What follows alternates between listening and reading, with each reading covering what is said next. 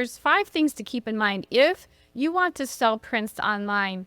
So the first one is you really need to have a strong portfolio. You start with your images themselves, right? You start creating stronger images. You work on it. You train with other educators to take better images themselves, right? So that's the first thing you do. You want to make your images stand out. So something that I have learned is if you can create images that stand out so much that the images themselves grab the attention of viewers online, that alone is going to be very powerful. So the 2 images I have here on my screen, I have a parrot and a flamingo. I have sold these images in person very fast. I have sold both of these images that way, where I had 2 prints I was showing someone, and the person's spouse immediately said, I want to buy them.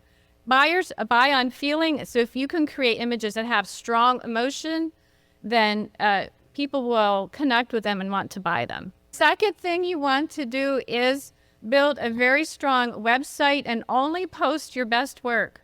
Now, this is something I learned over time. So I have 2 websites. I use Fine Art America to sell my prints, so I do my entire portfolio there, but still only my best images. And then I have a second website on SmugMug where I just show 20 images of each category to show clients and, for business. But for prints, Fine Art America is what I use. So only post your very best work, because weak images will not help you at all with your image online. Number 3 is you want to arrange your website so the eye buys. So you want to make a very first strong impression. You only have seconds, literally like 3 seconds to impress someone, because people will go off very fast, right? So you put your very best images at the top of your website. You rearrange your images so that they look good next to each other by color. And you can arrange your images in collections so people can find a certain topic very quickly. So that's something that's really important. You really want to impress.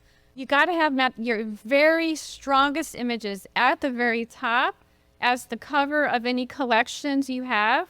You want people to see your best work so they're impressed right away, and to tempt them to keep looking on your site. 1 weak photo, they're off your page.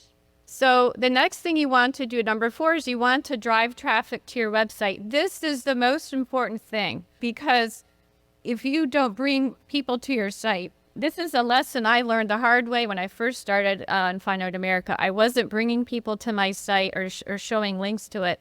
And I was just putting them up, hoping someone would discover me. And of course, nothing happened. So I learned the hard way. So I learned, on social media to post links to my images online. And boy, did that help. I do like to say, on your social media, what I like is I don't see any you don't do hard sell. No. When you do on social media, it's like you're like, hey guys, I did this. But it's like matter of factly, you're like, oh, and I get curious. Let me click on this. Yeah, I'm very subtle. I have a very subtle way of selling online. I'm not pushy, and you don't have to be pushy to sell, because, and this is what my number 5 coin is, believe it or actually, we'll get to that in just a second. But when you drive people to your website, I always do the Pixels personal website on Fine Art America, because there's no other artists on it. So to keep your eyes only on your art, so you make it easy to get to your website in 1 click. But this is number 5, and that's what we're talking about. This is why I don't get super pushy on my social media posts when I try to sell. Is I'm trying to connect with people on a social level and develop trust, because maybe it's a slower process to get sales, but I'm in it for the long run and a long-term relationship with clients, right? And I have been able to develop a very large audience this way. So the main thing is when you do your social media posts, you want to do meaningful posts. You educate, you entertain, and you inspire. And you do posts that are authentic, informative, and meaningful, and they will do better on Facebook in the algorithm. And I'll tell you, I have done some pretty salesy posts during the holidays, and not as many people saw them. Facebook knows. They know what words you're using, if you're using sales or buy, whatever. Not as many people see them. It's called social media, right? They want you to write something that's going to engage people, and they want people to comment on your post. So the more engaging and the more stories you write, the more comments you get, the more shares you get. And then guess what? If you have a link to your website on that post, the link, your website is going everywhere on social media. I've had some pretty viral posts when something connects with the audience.